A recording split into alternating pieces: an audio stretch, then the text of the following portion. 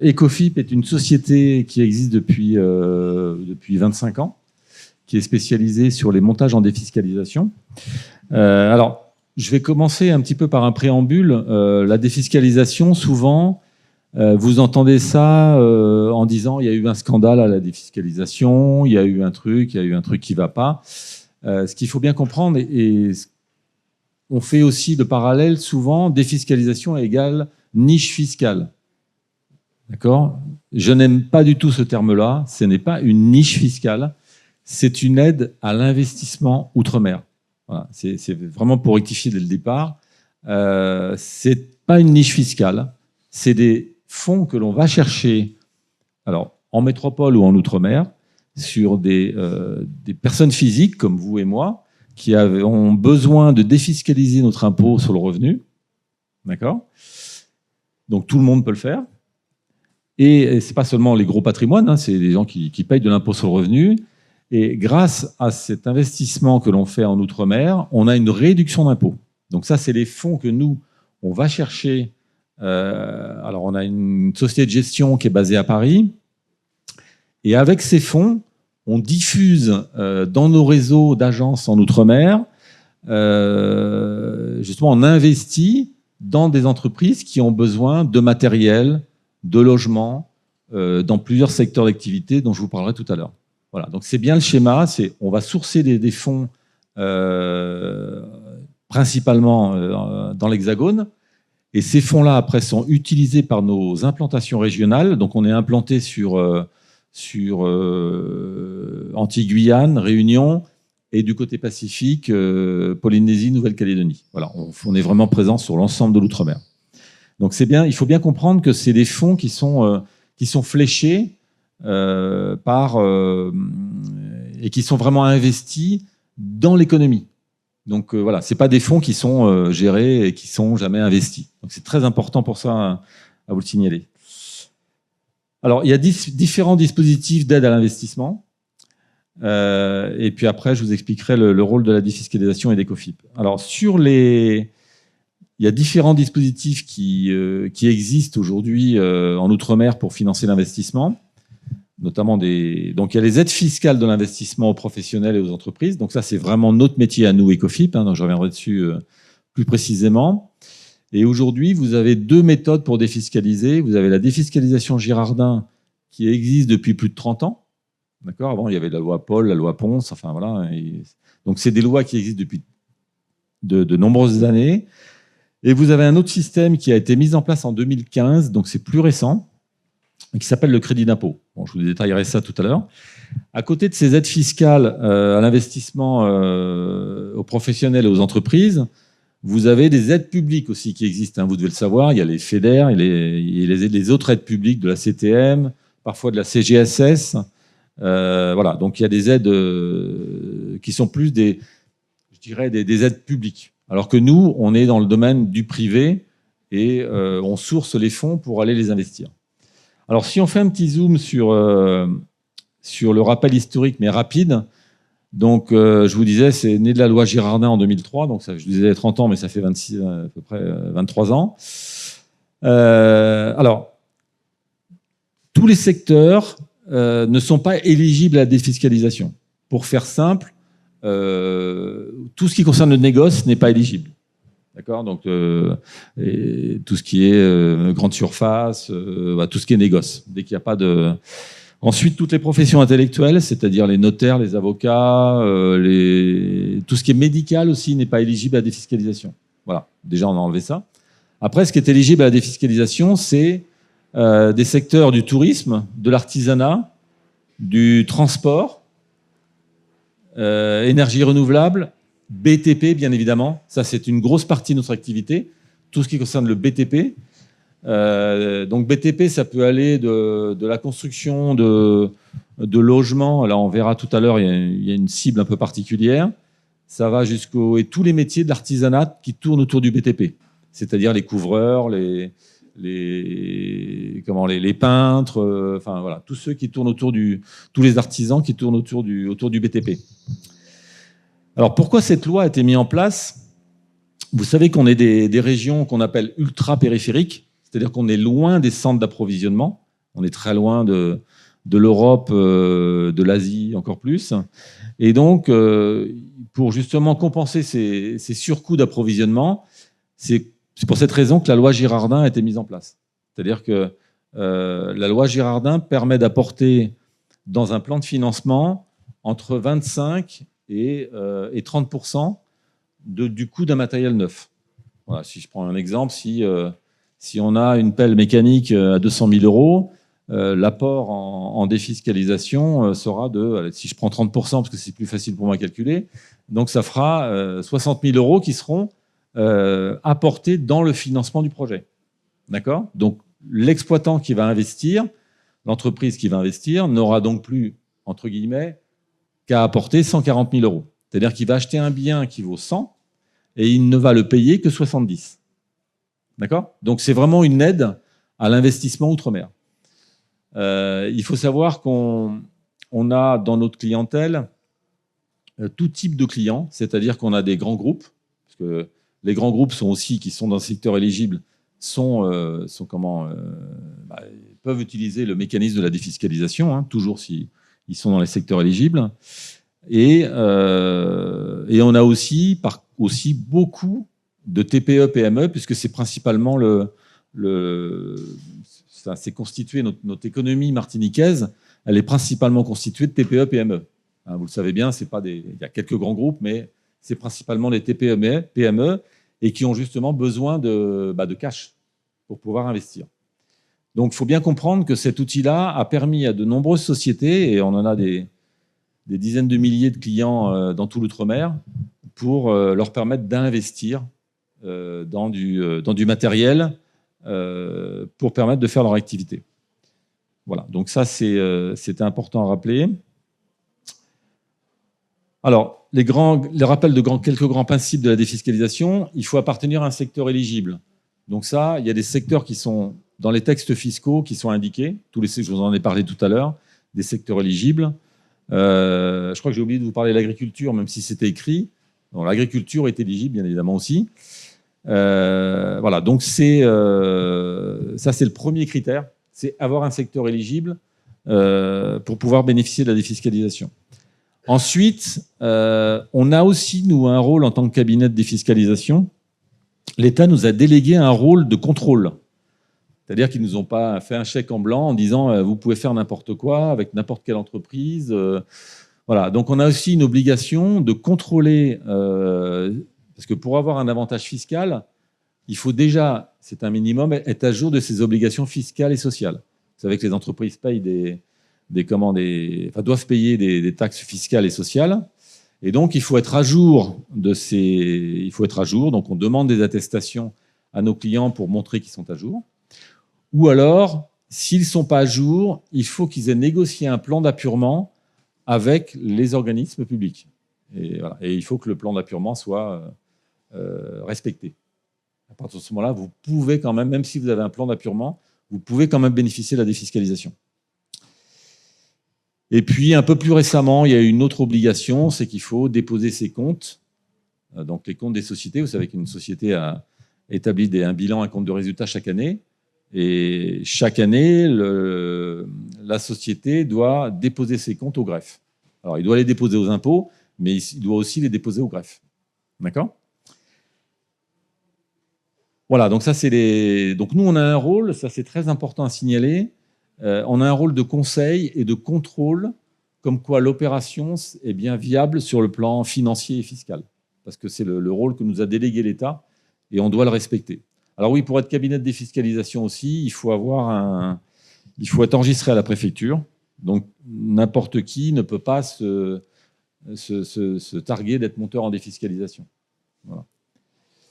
Moi, je pense qu'il faudrait même aller plus loin et il faudrait même que les cabinets de défiscalisation soient agréés, c'est-à-dire aient un agrément. Mais bon, ça, c'est mon avis personnel. Ensuite, alors je vous l'ai dit au début, vous avez aujourd'hui 2 mécanismes de défiscalisation. Le plus ancien, la Girardin, qui reste notre activité principale et qui, comme je vous le dis, aide les TPE-PME. Les entreprises qui ont un chiffre d'affaires inférieur à 10 millions d'euros peuvent utiliser la Girardin ou l'autre système. elles ont le choix. Alors que les entreprises qui font plus de 10 millions de chiffre d'affaires ne peuvent utiliser que l'autre système qui est le crédit d'impôt, que je vais vous expliquer un petit peu plus loin. Voilà. Donc, alors le crédit d'impôt, je vous l'ai dit, ça a démarré en 2015, mais c'est réellement en activité forte depuis 2018, depuis 2019. Par exemple, ici, bon, vous connaissez les groupes un petit peu. Hein. Avant, on travaillait beaucoup avec tous les romiers de la place, hein, que ce soit De Paz, enfin voilà, tous les groupes qui font. Et maintenant, en Girardin, on ne peut plus travailler avec eux, puisque bien sûr, ils font partie de groupes qui font largement plus de 10 millions d'euros de chiffre d'affaires, et donc ils font du crédit d'impôt. Par exemple, le groupe qui détient De Paz, c'est un groupe qui s'appelle La Martiniquaise, et je crois le groupe fait 1,8 milliard d'euros de chiffre d'affaires. Voilà. Donc bon, on est largement au-dessus des 10 millions. Aujourd'hui, vous avez quelques romiers qui sont, c'est juste pour illustrer un petit peu, hein, vous avez quelques romiers qui sont encore inférieurs à 10 millions. Vous avez Nesson, hein, qui n'est pas encore fait partie d'un groupe, et puis vous avez, ça y est, j'ai oublié, Favorite. Voilà. Donc vous avez quelques roms comme ça qui sont encore indépendants. Ok. Donc sur la partie défiscalisation, donc avec un schéma locatif, ça, ce que je vous le disais, c'est un schéma qui existe depuis 30 ans, 23 ans. Donc là, le montage, je ne vais pas trop vous embêter avec ça parce que c'est peut-être un peu technique, mais c'est en fait un schéma locatif. On crée une SNC qui est propriétaire des biens, on les loue à l'exploitant, et avec ce système-là, il bénéficie de l'avantage en défiscalisation. Voilà. Donc, c'est juste un schéma locatif. Voilà, il faut juste retenir ça par rapport à l'autre schéma. Et ensuite, il y a une notion aussi de montant d'investissement. C'est-à-dire que dans la loi Girardin, si vous faites un investissement supérieur à 250 000 euros, hors taxe, vous êtes obligé d'aller solliciter un agrément fiscal. C'est-à-dire qu'on a une activité où, en dessous de 250 000 euros d'investissement unitaire, vous allez... on va faire les dossiers, nous on contrôle les dossiers, mais on n'a pas besoin d'avoir un agrément de la Direction régionale des finances publiques. D'accord ? Donc il n'y a pas besoin d'agrément. On a déjà, nous, on est agréé pour monter ces dossiers-là, donc on les monte au fil de l'eau. D'accord ? Donc ça va assez vite généralement. Par contre, quand ça dépasse 250 000 euros, il faut déposer un dossier de demande d'agrément fiscal. Donc là, c'est une présentation de la société, l'historique, l'activité. Il faut avoir un prévisionnel sur 7 ans. Enfin voilà, il faut présenter un dossier bien ficelé à l'administration fiscale. Et bien évidemment, Ecofip intervient dans ce domaine-là aussi sur la partie agrément. Donc là, on fait aussi bien ce qu'on appelle le plein droit, l'activité récurrente sans agrément, et l'activité agrément. Alors bien évidemment, ça prend un peu plus de temps parce qu'il faut attendre 2 mois pour que l'administration fiscale vous réponde. Voilà, mais généralement, on a les agréments à peu près en 3 à 4 mois, on obtient les agréments fiscaux. On a monté pas mal d'opérations largement supérieures à ces montants-là, même plusieurs millions d'euros. C'est clair que c'est quand même très intéressant pour l'entreprise, quand vous faites un projet de 3 millions, de toucher 900 000 euros, quoi, quasiment 1 million, un tiers de l'opération. Donc c'est quand même, ça vaut le coup d'aller demander un agrément fiscal. Voilà. Donc nous, Ecofip a une structure qui est basée en Martinique et qui gère l'ensemble des demandes d'agrément pour les 4 DOM. D'accord ? Donc Réunion, Guyane, Martinique. Voilà. Après, vous avez certains secteurs, mais je ne vais pas trop en parler là, parce qu'on est dans le secteur du BTP, donc il n'est pas intéressé par ces exceptions. Vous avez certains secteurs qui sont sensibles, qui ont été nommés comme sensibles par l'administration fiscale. Sensibles pourquoi ? Parce qu'il y a eu des abus. Eh oui, l'abus tue, on le sait bien. Donc, en agriculture et en transport. Donc, pour l'agriculture, un agriculteur qui a moins de 2 ans, il doit demander un agrément fiscal au premier euro d'investissement. S'il a plus de 2 ans, c'est à partir de 250 000 euros qu'il va demander un agrément. Voilà. Et pour le transport de personnes, c'est-à-dire les bus, hein, ou la marchandise, c'est un agrément au premier euro. Premier euro, il faut un agrément. Tous les camions que vous voyez tourner là, ou les bus, ils ont obtenu un agrément au premier euro, un agrément fiscal. Dans le BTP, on est dans la règle des 250 000 euros. Donc voilà, au-delà de 250, il faut un camion, par exemple, à 250 000 euros. À 300 000 euros, par exemple, il faut un agrément. D'accord ? Voilà. Mais rassurez-vous, c'est Ecofip qui s'occupe de tout. Alors avec l'aide de l'entreprise, bien sûr, parce qu'il faut quand même qu'on ait des éléments pour déposer le dossier. Alors le deuxième système aussi qui existe, c'est le crédit d'impôt pour l'investissement productif, qui a été mis en place en 2015, mais réellement en activité depuis 2018-2019. Donc là, on est sur les entreprises qui font plus de 10 millions d'euros de chiffre d'affaires. Et là, il n'y a plus de schéma locatif, c'est-à-dire qu'il n'y a pas de SNC. Le client qui investit est directement propriétaire du camion, de la pelle mécanique, de son usine de transformation.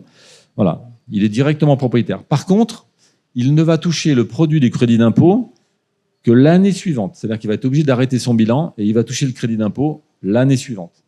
Donc en trésorerie, c'est pas top, parce que la trésorerie de la défisque arrive beaucoup plus tard, alors que dans le système de Girardin, le fait générateur de la défiscalisation, les versements des fonds, c'est à la mise en service, soit de la machine, soit de l'usine, soit voilà. Donc ça vient beaucoup plus tôt. C'est-à-dire, je vais prendre un exemple. Si vous êtes en crédit d'impôt allez, on va prendre une usine d'1,5 million. Donc vous allez être obligé, si elle est mise en service cette année, donc fin mars 2026, vous allez être obligé d'arrêter vos comptes. Généralement, c'est au 31/12 de chaque année. Vous allez être obligé d'arrêter vos comptes au 31/12/2026 et l'administration fiscale vous paiera peut-être entre octobre et décembre 2027. Parce qu'ils ont un peu des oursins dans les poches en ce moment quand même. Donc voilà. Donc alors que la Girardin, la mise en service de l'usine se fait au mois de mars, les fonds sont versés au mois de mars 2026. Voilà. Donc voilà. Bon, il y a des avantages et des inconvénients dans les deux systèmes. Nous, on présente toujours les deux à nos clients parce que c'est normal qu'on les informe aussi. Ça fait partie de notre professionnalisme.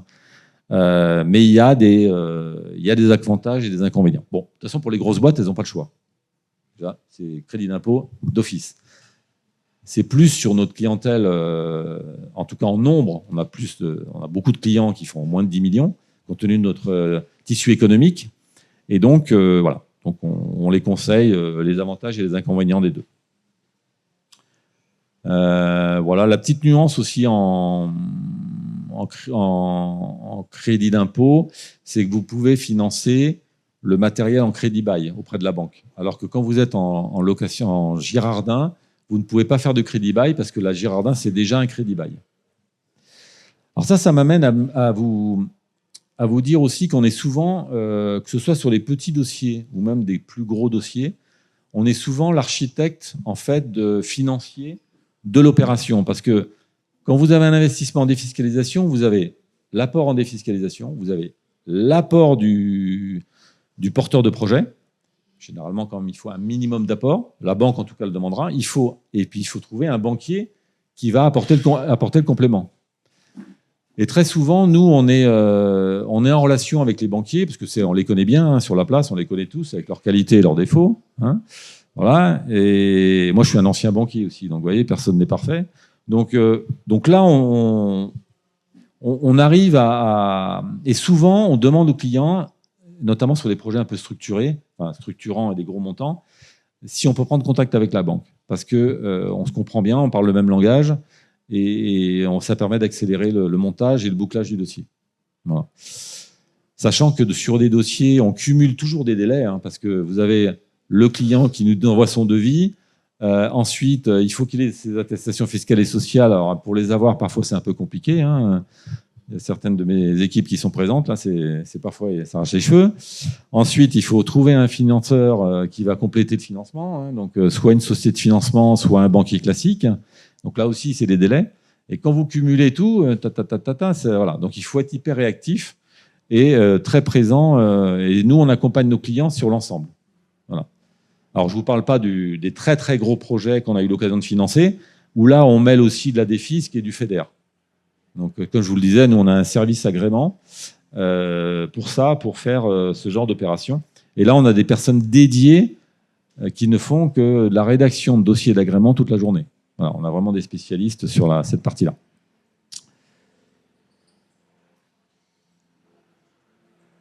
Voilà, donc là, le rôle d'Ecofip, je vous l'ai un petit peu dit, c'est l'étude du projet d'investissement et son éligibilité, parce que là, ce qui est important à signaler aussi, c'est que parfois, vous allez trouver un cabinet de défis qui va vous dire « Ah ouais, moi, je trouve ce secteur-là est éligible. » Et nous, on va dire, ou l'inverse, hein, et nous, on va dire bah non, il n'est pas éligible.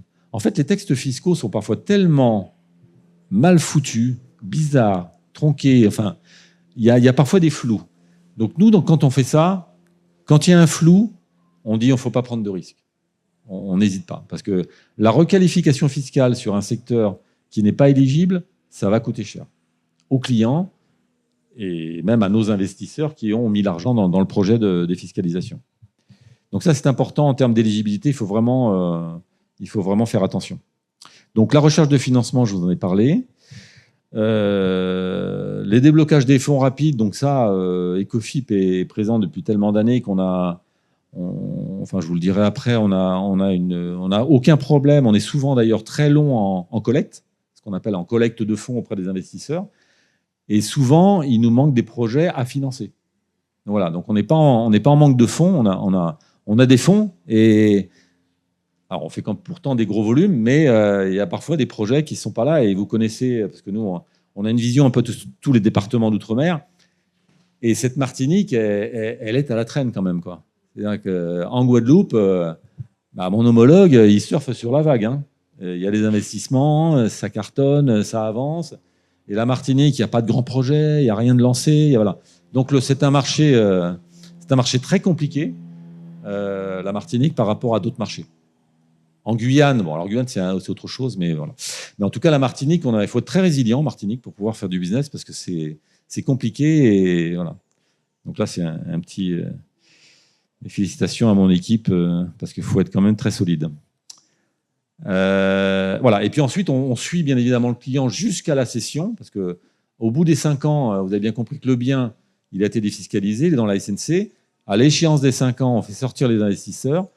Et l'entreprise devient propriétaire de l'actif, voilà, qu'il met à son bilan pour un capital, enfin un montant qui est déjà fixé et qui voilà. Je vous ai parlé de l'agrément fiscal, donc là je vais pas vous le redire. On est aussi complètement compétent dans ce domaine. Alors il y a un point aussi, c'est que Ecofip évolue en termes de business, bien évidemment, on évolue tout le temps. Hein. Et aujourd'hui, quand on défiscalise un bien, on propose aussi, on a intégré, en fait, on a créé une société d'assurance qui s'appelle Nacrea et qui permet justement de proposer aussi une assurance du matériel. Parce que ce qui est très important dans un montage en défiscalisation, c'est qu'il faut que le bien soit assuré, bien évidemment. Et puis même pour l'exploitant, il vaut mieux qu'il soit assuré. Donc on propose à la fois la partie défiscalisation apport en cash, et on est aussi de plus en plus présent sur la partie assurance du matériel. Voilà. Donc on arrive à proposer un package complet aux clients. Alors rapidement, parce que je crois que j'avais qu'une demi-heure, c'est ça? Il vous reste 5 minutes. Voilà. Puis après, il y aura peut-être des questions. Bon, juste pour vous donner un petit peu un aperçu, on a fait à peu près plus de 15 000 dossiers réalisés depuis 5 ans. Sur 5 ans, c'est presque 1 milliard. On est à 985 millions. Si j'avais voulu montrer les MUX, j'aurais mis 1 milliard, mais je vous le dis oralement. Donc, on a fait presque 1 milliard d'opérations sur les 5 dernières années. On a aidé près de 8 000 entrepreneurs, parce que vous allez me dire, mais 15 000, bah oui, mais parfois un entrepreneur fait 2 dossiers. Voilà. Voilà. Et puis, comme je vous le disais, on est présent. On est souvent primé au niveau du sourcing des fonds dans l'Hexagone par les gestions de fortune sur la qualité de nos opérations. Parce que ce qu'il faut bien comprendre, ce que je vous le disais au début, c'est que les investisseurs qui viennent chez nous pour mettre les fonds, l'opération, si elle se passe mal, si l'entreprise est liquidée, s'il y a des problèmes sur le matériel, la défisque est cassée, et donc on va rechercher les fonds auprès des investisseurs. Donc c'est très dangereux aussi pour les investisseurs s'ils confient ces opérations à un cabinet de défisque qui gère un peu comme ça, quoi. Voilà. Donc on a aussi, nous, une rigueur dans le choix de nos dossiers, parce qu'on ne veut pas que les fonds une entreprise soit liquidée au bout d'un an, quoi. Voilà, parce que ça veut dire que l'investisseur qui a mis l'argent soit requalifié fiscalement. Et pour nous, c'est la pire des choses, parce que s'il n'y a plus d'investisseurs, on n'a plus d'argent pour faire notre business. Voilà. Je ne sais pas si... C'était parfait. Merci, monsieur Philippe de Franciosi. Alors là, c'est juste notre implantation, mais je vous en avais parlé au début. Voilà. Mais c'était passionnant. Est-ce qu'il y a des questions ? Je crois que madame voulait poser une question tout à l'heure. Comme les prochains intervenants ne sont pas encore là, on a un peu de temps. Merci. Bonjour tout le monde. Alors, ma question était de connaître le montant minimum de l'apport que le client devrait apporter. Voilà. Nous, on n'a pas d'exigence en termes de l'apport que vous devez faire dans le plan de financement. Je vous rappelle, le plan de financement, c'est vous avez en emploi, vous avez votre investissement, en ressources, vous avez les fonds que vous allez mettre, vous avez la défisque et vous avez le prêt bancaire. Après, nous, si vous apportez zéro, on s'en fiche un peu. Celui qui va peut-être pas s'en fiche, c'est votre banquier. Voilà. C'est peut-être votre banquier qui va vous demander d'apporter. Alors, je sais répondre à la question, hein. Les banquiers vont vous demander, allez, ça dépend du montant du projet, c'est entre 10 et 15% d'apport. Mais vous pouvez avoir un banquier qui va vous dire, vous avez déjà un apport en défiscalisation. Voilà. Donc, peut-être apporter 5%. Avec la défisque, ça fait 35. Moi, j'ai plus que 65 à vous prêter. Voilà. Donc, mais nous, en tout cas, on n'exigera pas de vous un minimum d'apport. C'est plutôt votre... Et par contre, alors, un point aussi, c'est que vous n'êtes pas obligé d'aller demander un prêt à la banque, hein. C'est-à-dire que si vous avez le cash, il y a l'apport et puis la défisque. C'est tout. Voilà. Moi, j'ai une question. Oui. Oui. En fait, je comprends que vous êtes intermédiaire, en fait. Vous êtes intermédiaire, vous montez les dossiers. Et donc, un projet, vous disiez à Martinique, il n'y a pas de projet. Si, il y a des projets, mais... Oui, mais il y en a. Bon, enfin, il n'y en a pas autant qu'ailleurs. On extrapole un peu. Donc, en fait, vous faites se rencontrer des gens qui ont des projets de développement, notamment, hein, ils ont une entreprise, et des gens qui veulent défiscaliser, qui interviennent dans des domaines qui sont notamment le BTP. Mais la part, précisément, ce qui manque ici, c'est ce que je retiens, c'est qu'il manque ces fameux projets, en fait.